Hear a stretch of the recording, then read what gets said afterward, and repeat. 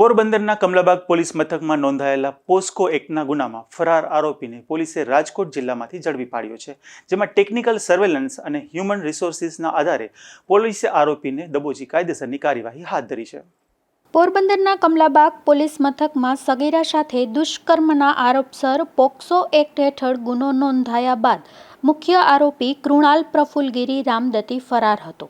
આરોપી પોરબંદરના બોખીરા વિસ્તારના દાંડિયારાસ ચોક બસ સ્ટેન્ડ પાછળનો રહેવાસી હોવાનું પોલીસ તપાસમાં સામે આવ્યું હતું.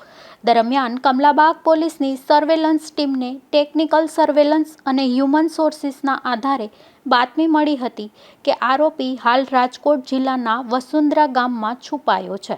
માહિતીના આધારે પોલીસની ટીમ તાત્કાલિક ત્યાં પહોંચી હતી અને ઘેરાબંધી કરીને આરોપીને ઝડપી પાડ્યો હતો.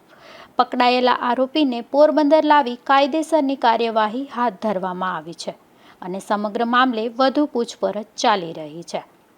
નિપુલ પોપટ સાથે અશોક થાનકી, ગુજરાત ન્યૂઝ, પોરબંદર.